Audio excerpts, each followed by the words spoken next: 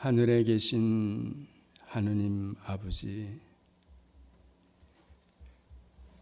은혜와 사랑을 진심으로 감사드립니다. 아무 공로 없고 영원히 죽을 수뿐이 없는 저희 죄인들을 보배로운 피를 흘리신 예수 그리스도를 이 땅에 보내주셔서 우리의 죄값으로 죽여주시고 또 이렇게 부활하심으로 하늘에 속한 자의 신분까지 얻게 하여 주셨습니다. 저희들의 머리로는 하나님의 사랑을 또 하나님께서 약속하신 그 모든 것들을 감히 다 그려볼 수가 없습니다. 얼마나 큰 사랑이며 얼마나 큰 은혜인지, 또 예수께서 이 땅에 오셔서 흘리신 피가 얼마나 보배로운지 저희들은 다 알 길이 없습니다. 아버지 하나님, 이렇게 말로 다 할 수 없는 그 은혜를 입은 자들인데도 불구하고 우린 너무나도 쉽게 하나님의 은혜를 저버리며 세상으로 사탄 마귀를 쫓아가며 살아가는 그런 모습으로 살아가고 있습니다. 아버지 하나님, 우리의 신분은 이미 하늘에 속한 자라고도 분명하게 약속을 해주셨는데 그저 땅에서 살며 이 땅만 바라보고 사는 자로 살아가고 있습니다. 아버지 하나님, 우리를 불쌍히 여겨주시고 우리 안에 계신 성령 하나님께서 탄식하며 근심하는 그 소리를, 음성을 듣게 하여 주시옵소서. 아버지 하나님, 성경으로 돌아가게 하여 주시고 성경 안에서 이 큰 하나님의 구원을 다시 맛보게 하여 주시옵소서. 우리가 살아가는 이 세상이 어떠한가를 돌아보게 하여 주시고 정말 세상이 우리가 포타며 살아야 될 것인지 다시 한번 생각해 하여 주시고 영원한 나라를 바라며 그 나라를 소망하며 살아가게 하여 주시옵소서. 오늘도 이 모든 약속들을 담아 말씀으로 우리에게 전해주신 성경을 상고할 때 성령 하나님께서 조명하여 주시고 우리의 마음 심령을 깨트리는 또 새로운 그런 놀라운 역사가 있게 하여 주시옵소서. 성령 하나님의 조명하심을 저희들이 간절히 바라게 하여 주시고 이 뜻을 밝히 깨닫는 귀한 시간이 되게 하여 주시옵소서. 예수님의 이름으로 기도드렸습니다. 아멘. 하나님의 말씀은 히브리서 13장 24절 25절입니다. 마지막이 되겠죠. 히브리서. 제가 먼저 읽어드리겠습니다. 히브리서 13장 24절 25절입니다. 너희를 인도하는 자와 및 모든 성도에게 문안하라. 이달리아에서 온 자들도 너희에게 문안하느니라. 은혜가 너희 모든 사람에게 있을지어다. 아멘. 아마 여러분이 히브리서를 어떻게 이렇게 기억하고 계시는지 모르겠습니다. 이렇게 여러분 앞에서 설교를 한 저도 히브리서를 이렇게 다시 한번 쭉 돌아볼 때 어떤 서신인가, 어떤 내용이 담겨져 있는가 좀 이렇게 힘듭니다.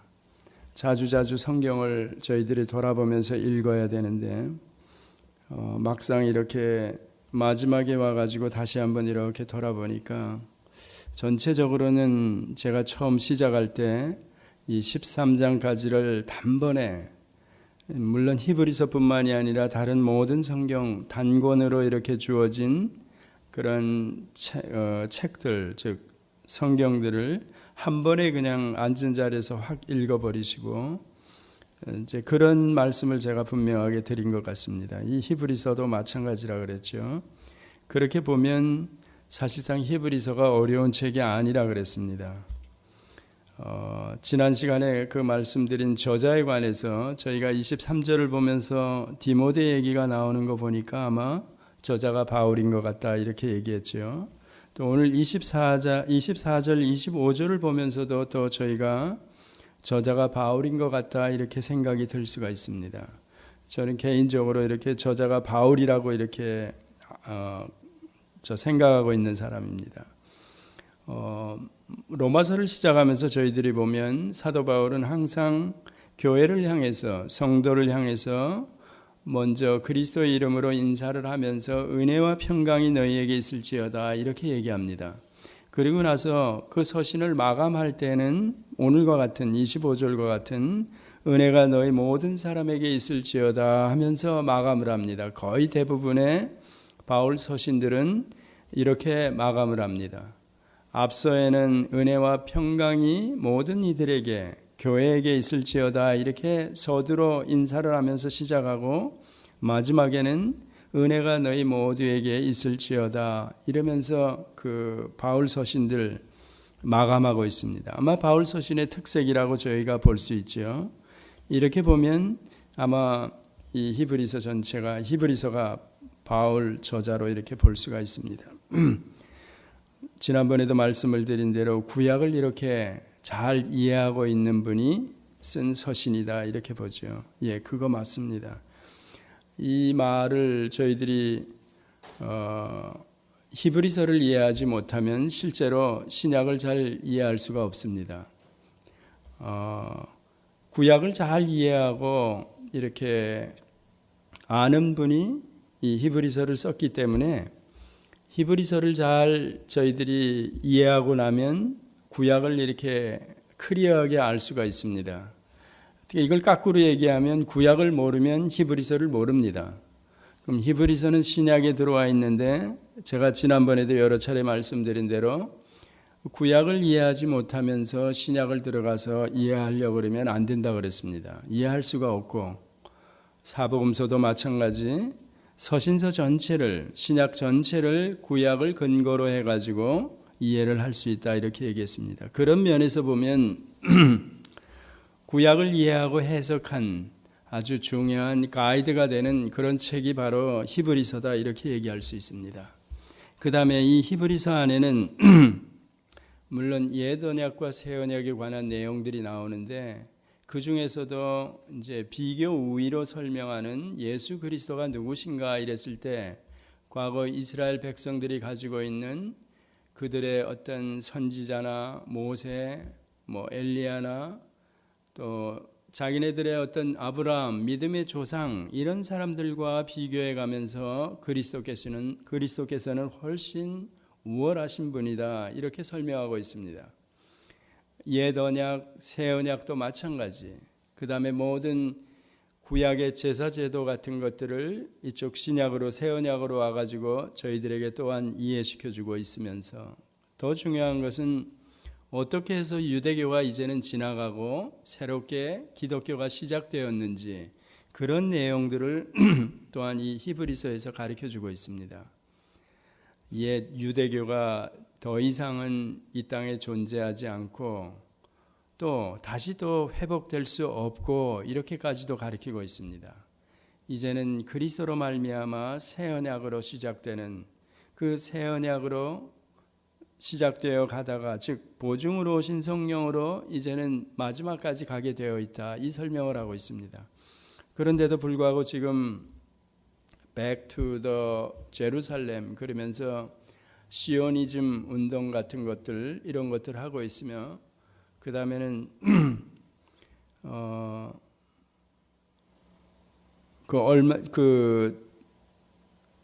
완전히 지금 그 구약적인 배경 말고 새로운 이렇게 믹스된 유대인들이 지금 있습니다. 그 사람들이 성전 회복이나 이렇게까지는 얘기 안 합니다. 그리스도를 믿는다 그러지만 그 중간 형태에 있는 사람들이 지금 또 있습니다. 근데 여기도 사실은 잘못되어 있는 겁니다. 이 히브리서를 제대로만 이해하고 나면 완전히 유대교는 더 이상 이 땅에 존재할 수가 없습니다. 그리스도로 말미암아 새 언약으로 또 시작되는 기독교가 이제 시작이 되어 가지고는 더 이상 유대교는 다시금 회복될 수 없다는 얘기를 이 히브리서에서 계속해서 이제 저희들에게 가르쳐 주고 있습니다. 자, 중요한 내용들이 사실은 이 히브리서 안에 담겨져 있는데 이 내용을 여러분들이 구약적인 배경을 많이 가지고 있어야 이 히브리서를 실제적으로 이해할 수 있고, 또 금방 말씀드린 대로 유대교가 지나가고 이제는 기독교가, 그리스도교가 새로 시작되었기 때문에 그 기독교가 얼마나 유대교와 비교해 볼 때, 물론 이게 이제는 더 이상 뭐 율법도 폐해졌다, 무율법주의 이런 식으로 가는 건 아닙니다. 유대교라는 어떤 근거 위에 이어져서 이제는 새로운 기독교가 시작되었다는 거죠. 그 의미를 다른 말로 얘기하면 구약과 신약, 즉 약속과 혹은 성취 이렇게도 볼 수가 있습니다. 그러니까 연속선상에서 이어져서 지금 새 언약으로 기독교로 이렇게 넘어온 거라는 겁니다. 근데 다시 유대교로나 옛 언약으로 돌아갈 수가 없다는 얘기입니다. 그 설명을 히브리서에서 실제로 잘하고 있습니다. 본문으로 들어가 보면 너희를 인도하는 자와 및 모든 성도에게 문안하라. 이달리아에서 온 자들에게도 너희에게 문안하느니라. 이 24절 본문을 보면 이때 당시에 이렇게 어려움을 당하고 있는, 특히 유대적인 배경을 가졌던 그 개종한 그리스도인들, 그들이 동족으로부터 오는 박해들이나 혹은 예수를 믿기 때문에 이들이 그 유대 사회에서 이제는 더 이상 발붙이고 살 수가 없기 때문에 여러 가지 겪는 어려움들, 그런 것들 때문에 흩어져 살아가게 되었습니다. 이런 자들에게 이제 서로 간에 문안하는 겁니다. 지금으로 얘기하면 우리는 이런 내용이 우리하고는 전혀 맞질 않죠. 너희를 인도하는 자와 및 모든 성도에게 문안하라 이랬을 때 저희들 입장에서 다른 교회나 또 근처 주변에 있는 교회들을 향해서 뭐 문안하고 이런 얘기 없죠. 제가 한 3년 전에 한국에 갔을 때 어떤 목사님 한 분은, 이제는 중견 교회 정도 됩니다.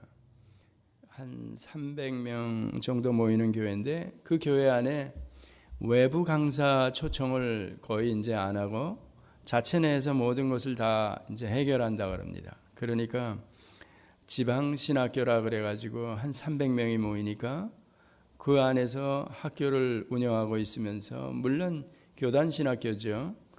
그 지방에 있는 그 교회인데, 그러면서 전도사님도 양성을 하고 거기서 몇 사람이 졸업을 하면 안수까지 주고 뭐 그렇게 합니다. 외부 강사가 오는 집회는 거의 하지 않고, 또 반면에 외부에서 어떤 큰 집회가 있어도 절대 못 가게 합니다. 문단속을 하는 거죠. 왜냐하면 주변에 잘못된 데가 너무 많다 이러니까.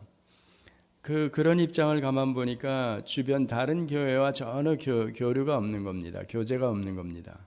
서로 몸살이면서 아주 완전하게 믿을 만한 사람이 아니면 강대상에 절대 세우질 않습니다.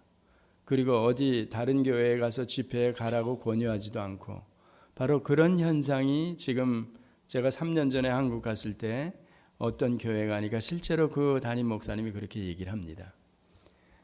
제가 그날 선악과에 대해서 설교를 했는데 분명히 사람들이 쳐다보는 걸 보니까 관심이 많고 그런데도 불구하고 딱 끝나니까 축도를 딱 마치니까 전도사님이 딱 나와가지고 계속해서 이제 기도를 인도하는데 그 담임 목사님은 저를 데리고 그 방으로 갑니다. 가가지고 한참 거기서 환담을 나누다가 바로 본인이 저를 라이드 해줘가지고 전철역까지 데려다 주는 겁니다. 그러니까 들어오면서도 그러고 나가면서도 그러고 일반 성도들하고는 대면할 시간이 없는 거죠. 그러니까 보니까 아마 의도적으로 그러는 것 같습니다. 전체적으로 그런 현상이 벌어지고 있습니다. 그 얘기는 뭐냐면 오늘 본문 보니까 사실 그리스도 안에서 한 형제 자매가 되었다 그러면 진짜 그 보배로운 피로 말미암아, 또 한 지체, 유기체라고 설명을 하니까 제가 아프면 같은 성령 받은 사람끼리는 같이 아파야 되는 겁니다. 무슨 고민이 있으면 같이 나누어야 되고, 어려움에 처하면 사실은 이웃, 형제, 자매 이런 관계로 저희가 관심을 가져줘야 되고 서로 간에 그 아픔을 나눠야 되는 겁니다. 그런데 그런 의미에서 여기서 보면 서로 간에 문안을 하고 그러는 게 원칙입니다. 그런데 저희 지금 지금 현 기독교를 저희들이 돌아볼 때는 자, 이게 성경하고는 너무나 이렇게 괴리입니다. 맞질 않으니까. 아니, 우리 울타리 안에 있는 서로도 이렇게 맞지 않으니까 이 말씀하고 이거는 그러니까 우리는 다 돌아가야 되는 겁니다. 성경하고 맞지 않는 기독교 울타리 안에 교회 안에 있기 때문에 둘 중에 하나가 맞아야 되는 겁니다. 우리가 진짜 그리스도 안에서 교제를 나누든지 아니면 뭔가 이게 잘못되어 있다는 겁니다. 우리가 몽땅 다 틀리든지. 그러니까 성경을 이렇게 보다 보면 이게 힘들어지는 겁니다. 25절도 마찬가지, 24절도 그러니까 이런 걸 이렇게 보다가 보면 옆에 있는 또 저쪽 교회에 있는 사람이 정말 우리가 그리스도의 피로 말미암아 한 형제 자매된 유기체로 설명을 하면 보이지 않는 교회로 설명하면 한국에 있는 성도나 여기 있는 성도나 하나입니다. 교회, 진짜 교회죠. 보이지 않는 교회로 설명하는. 자, 그러면 그 교인을 향해서 그 성도를 향해서 문안, 예, 그렇죠. 얼마든지 저희가 할 수 있어야 되고 당연히 나눠야 되는 겁니다. 근데 그게 안 되죠. 우리 개신교에서는 잘 안 됩니다. 근데 이단들은 잘 됩니다. 자, 이단들 예를 들어서 제가 여기 있는 한국의 여기 늘 푸른 교회라고 있습니다. 저기 가디나에 가면 피게로아 쪽에 그 교회가 있는데 대성교회죠. 그 유명한 분이죠, 한국에. 그분 교회들 보면 여름에 보면 여기 있는 성도들이 휴가를 내 가지고 그 집회에 참석합니다. 아, 대단합니다. 자기네들 나름 길이 지교회라 그래 가지고 여기 뉴욕 지방 그런 사람들이 교류하고 뭐 한국의 전체적으로 그 본부 같은 교회에서 기도원에서 무슨 집회가 있다 그러면 온 사방에 흩어진 사람들이 다 모이는 겁니다. 그러면 이단들이 볼 때는 이런 본문, 너희를 인도하는 자와 및 모든 성도에게 문안하라, 서로 문안하고 서로 간에 교제하고, 그 사람들에게는 이 본문이 해당이 될 수가 있습니다. 그런데 우리는 우리 교회 밖에 전혀 나가지도 못하게 하고 어떤 사람 들어오게 하지도 못하고, 그런데 그러면 다행인데 그 안에서도 또 갈라져 있고 그러면 우리는 전혀 성경하고 안 맞는 겁니다. 우리가 이단이라 그러고 잘못됐다는 사이비들, 그 사람들이 오히려 성경과 더 근접해 있는 겁니다. 어려운 내용들이죠. 25절을 보면 은혜가 너희 모든 사람에게 있을지어다. 여기서 말하는 그 은혜가 무엇일까 이랬을 때 이거야말로 우리가 뭐라고 설명해야 됩니까? 갚을 수 없는, 말로 다 할 수 없는 은혜, 그리스도로 말미암아 저희가 얻게 된 모든 것들을 다 얘기할 수가 있죠. 그 은혜가 너희 모든 사람에게 있을지어다. 예, 그 은혜를 받은 자, 제가 어제도 얘기했죠. 정말 은혜를 받은 자에게서는 반드시 평강, 그 바울 서신의 특색, 은혜와 평강이 너희에게 있을지어다. 이렇게 설명하는 것, 그 평강, 마음의 어떤 평강, 내적으로 주어지는 평화로움, 정말 평온한 마음의 상태, 그걸 다른 말과 비교해 볼 때 저희들이 여러분이 살아가면서 그리스도인인데도 불구하고 염려, 근심, 걱정 때문에, 두려움 때문에 뭔가 막 쫓기는 듯이 그런 마음이 없다는 얘기입니다. 사도 바울은 그걸 알고 이미 은혜와 평강이 너희에게 있을지어다 이렇게 얘기하는 겁니다. 그러니까 은혜와 평강은 항상 함께 가야 되는 겁니다. 그럼 여기서 은혜가 너희 모든 사람에게 있을지어다 했을 때 그 은혜가 무엇일까 했을 때 우리에게 참 평강을 주는 그 은혜가 무언가 이랬을 때 우리말로 이미 다 아는 내용 아닙니까? 그리스도로 말미암아 우리가 얻은 모든 것들을 우리가 은혜라고 설명할 수 있습니다.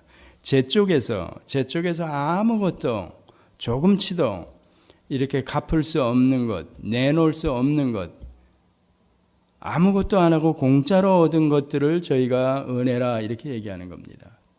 은혜로. 그렇죠. 그래서 지난번에도 한번 설명했죠. 우리가 이렇게 그 은혜를 입은 다음에는 그 다음에는 믿음으로 살아가야 된다는 얘기입니다. 은혜를 얻고 나서도 나 은혜로 살아갑니다. 은혜 받았습니다. 이런 얘기는 이 성경과는 다른 얘기입니다. 은혜 받고 나서 그 다음에 믿음으로 살아가야 되는 부분, 그래서 히브리서가 중요한 얘기가 이 11장에 믿음장이 나온다는 얘기입니다. 아벨을 위시해 가지고 전부 다 오늘 우리까지 다 포함해서 어떻게 살아가야 되느냐 했을 때 믿음으로 살아가야 된다는 얘기입니다. 믿음으로.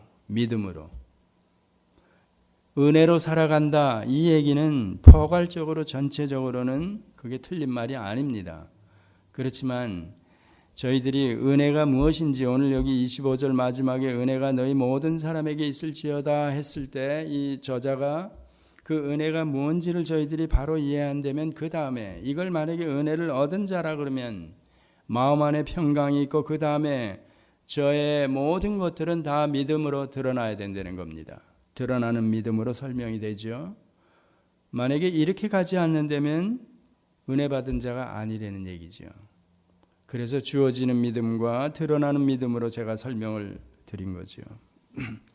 자, 히브리서는 여러분들이 자주자주 한 번에 이렇게 읽으시기 바랍니다.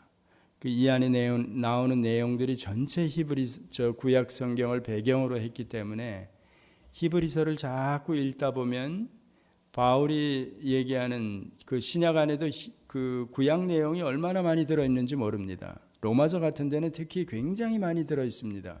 그 구약 내용을 이해하지 못하면 그래서 여러 차례 말씀을 드리지만 쉽게는 이신칭의를 이해 못하는 겁니다. 율법, 의, 선악과 마찬가지죠. 그런 것들을 알아야 로마서가 이해가 된다 그러지 않았습니까? 그런데 이 히브리서는 구약을 간단하게 아주 요약해가지고 해석해가지고 우리에게 가이드로 주는 책입니다. 그렇기 때문에 히브리서를 잘 읽으면 구약과 다 연결이 되기, 그걸 해석했다 그러기 때문에 전체 내용을 쉽게 가질 수 있습니다. 성경 어느 한 부분도 저희들이 떨어뜨려서 따로 해석하거나 이해하려고 그러면 안 되는 것. 그러니까 구약, 신약 이렇게 연결되는 모든 것도 다 이유가 있습니다. 그러니까 창세기서부터 여러분들이 시간 날 때마다 혼자 불 끄고 앉아가지고 이렇게 연장을 해보는 겁니다. 여러분들이 그림을 한번 이렇게 그려보는 겁니다. 저는 이제 성경 조감들을 저 나름대로 스트럭처를 가지고 있기 때문에 가끔가다 조용한 시간에 혼자 있는 시간에는 제가 한번 이렇게 쭉 그려보는 겁니다. 시간이 짧으면 짧은 시간 동안에도 아니면 긴 시간이면 긴 시간 동안에도 구체적으로 사건들을 이렇게 끌고 와가지고도 제가 쭉 그려보고 그럽니다. 신약 마찬가지입니다. 최소한도 이 정도로 여러분들이 아셔야 합니다. 며칠 전에 존 메가더 목사님 계시는 그 교회에서 컨퍼런스가 있었습니다. 전 신문지상을 통해서 봤는데 이제 사역자들이죠. 주로 목사님들, 전도사님들 이런 분들이 온 집회인데 거기서 그 존 메가더 목사님이 지금 현대 교회를 향해 가지고 그 지도자들을 향해서 뭐라 그러냐면 돌아가서 반드시 가르쳐야 될 것, 성경과 신학. 성경과 신학을 모르는 성도들은 그건 다 까막눈이라는 겁니다. 자, 저희 성경을 얼마나 아느냐? 최소한도 스트럭처를 가지고 있어야죠. 그 다음에 신학을 얘기합니다. 그분이. 평신도 기초신학은 여러분들이 반드시 가지고 있어야 합니다. 신학이 없으면 이런 이단 사이비들이나 이런 것들 모릅니다. 분별을 못합니다. 비슷하게 들어오는 사람들 모릅니다.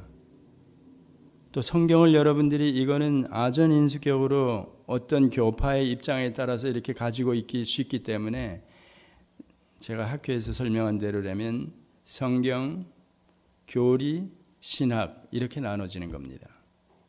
근데 그걸 가지고 있지 않으면 일반 성도들이 가지고 있지 않으면 이건 아무것도 아닙니다. 누구한테든지 다 넘어갈 수 있다는 얘기입니다. 이 바쁜 세상에 아니 성경도 제대로 모르는데 거기다 뭐 교리, 신학 웃기는 소리 하고 있네. 그러다 바꾼 게 이렇게도 얘기할 수 있죠. 근데 영생이 걸려 있는 겁니다.